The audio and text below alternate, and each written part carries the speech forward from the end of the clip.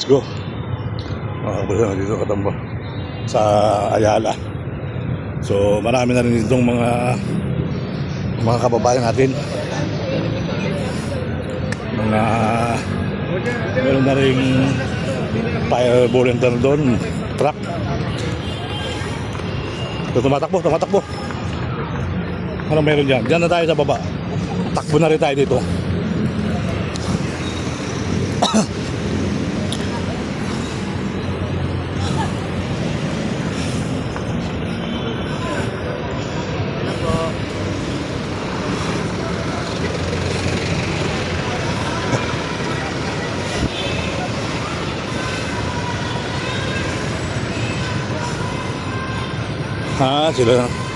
Sila ulit mga kababayan. Pwede na bang buksan yung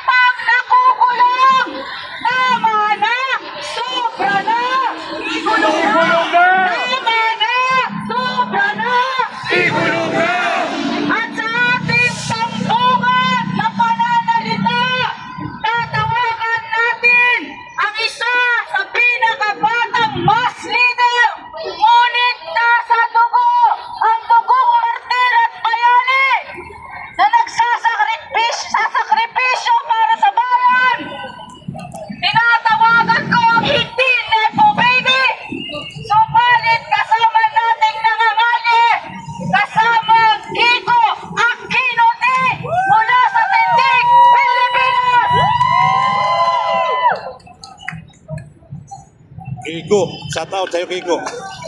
buwis namin! Huwag na gawin! Buwis namin! Huwag na gawin! Buwis namin! Huwag na gawin! Mga kasama, nandito na naman tayo nitong Biyernes sa kalagitnaan ng lahat ng gumugulo sa diskurso ng ating bayan. Kung ano-ano na yung pinasok sa usapan, yung pagdadrug, di umano ni President Marcos, yung drama ni Senator Amy, yung pagsisinungaling ni Sara Duterte, sinusubukan nilang guluhin yung kwento, sinusubukan nilang lituhin ang taong bayan. Pero mga kasama, simple lang ang tanong ko, galit ba tayo sa korap? Yes! Oo! Galit ba tayo sa korap? Anong dapat gawin sa korap? Kaya ang matagal ng panawagan natin ay i-kulong na yan! Mga kurakot! I-kulong na yan! Mga kurakot! I-kulong na yan! Mga kurakot! I-kulong na yan! Mga kurakot! Mga kasama, isa pang tanong, meron na bang nakulong? Kaya napakahalaga po yung ginagawa natin ngayon. Napakahalaga yung ginagagawin natin sa mga susunod na araw. Kasi kung hindi po tayo magpapatuloy, ipagpapatuloy ng pamahalaan ng Administrasyong Marcos, ng Paksyon Duterte, yung paglilinlang nila sa taong bayan, yung pagpapanggap nila na sila di umano ang solusyon sa corruption. Payag pa tayo dyan?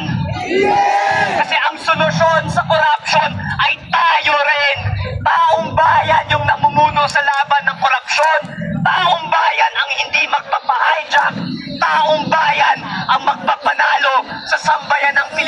mga kasama, huwag po tayong magsawa, huwag po tayong magpalinlang.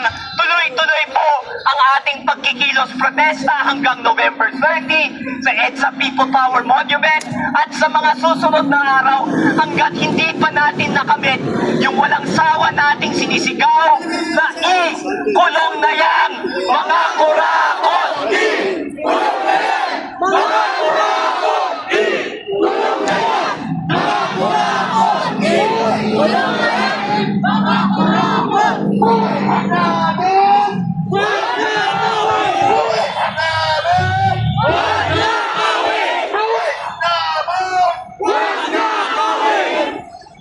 At sa pagpapatuloy ng ating programa, bago yun, ang isa sa mga ugat ng tuloy-tuloy at pagpapanatili ng walang kabusugang pagnanakaw, nag-file na ang Akbayan Party List ng Anti-Dynasty.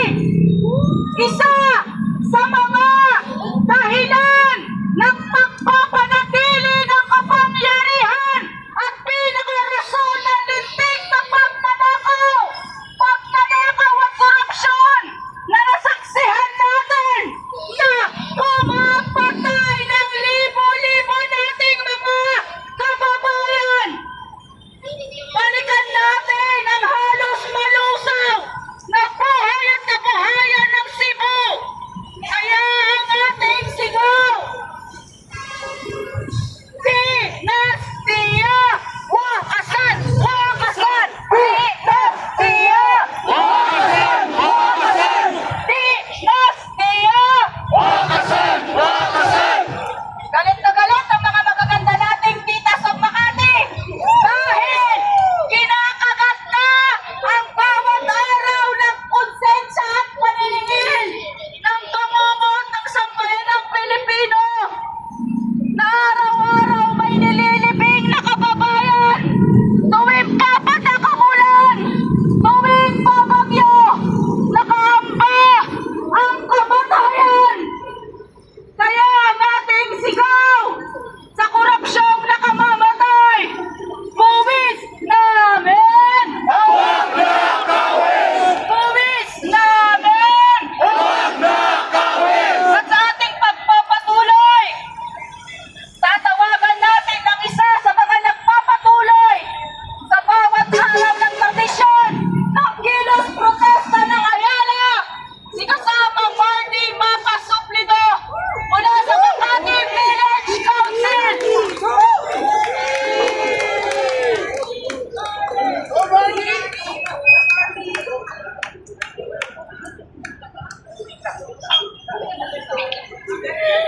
Hey, fellow Makati residents and workers, thank you for joining us here today.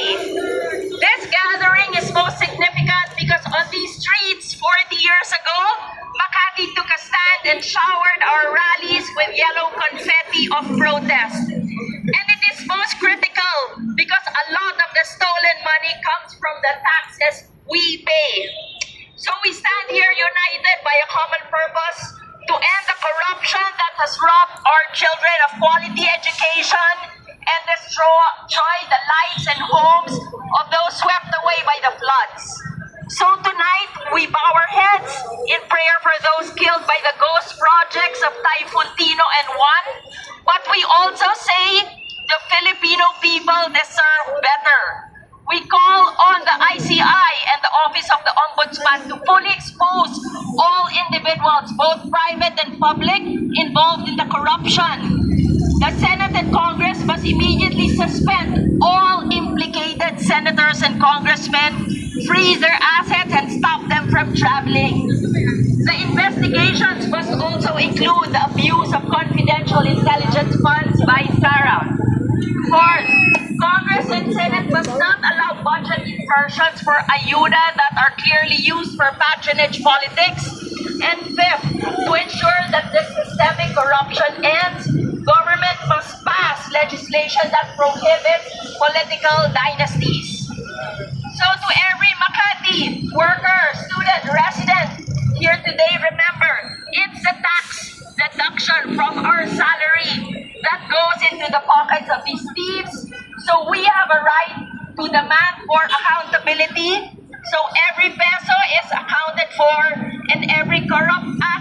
punished. So tonight, let us raise our voices, not in anger, but in courage. Not in despair, but in determination. And let us continue to protest until every peso is accounted for and every thief is behind bars. Join us every Friday and on November 30 as we say together, Wis natin! Salamat po! Pulis namin! Pulis namin! Ikulan! Ikulan!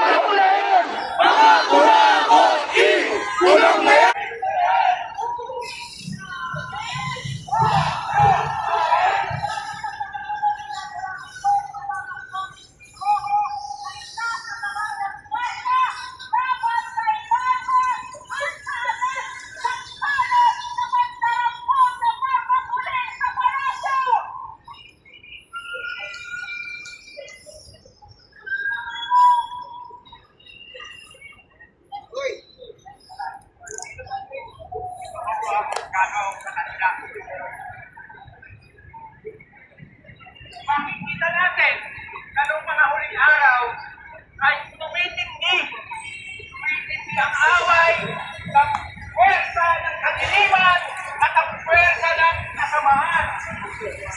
Ngunit gusto nila na kampihan natin ang isa sa kanila. Pero bakit naman natin kakampihan ang mga barandarambong laban sa mga magnanakaw? Di ba? Gusto nila na pumanig tayo sa isa sa kanila. Pareho lang silang mga magdarambong.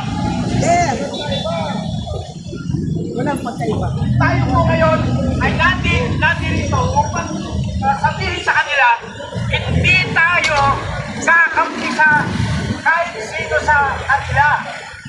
Tandaan po natin na ang malawak ang pagnanakaw sa administrasyong ito ay hindi mangyayari kung hindi kasabakat o kaya may alam si Marcos at ang kanyang mga kasama. Ngunit nung hindi pa nag-LU ang unity, binigyan nila ng lipat unit na ang inyong confidential fund si Sara Duterte ng US time lamang niya. Kung hindi sila nag-away, tuloy-tuloy nabibigyan ng confidential fund si Sara Duterte para gustahin. At tandaan rin natin na nagsimula ang malawakang korupsyon sa panahon ni Digong Rodrigo Duterte. Hindi lang sa mga infrastructure. Tandaan natin ang skandalo ng Parmalee.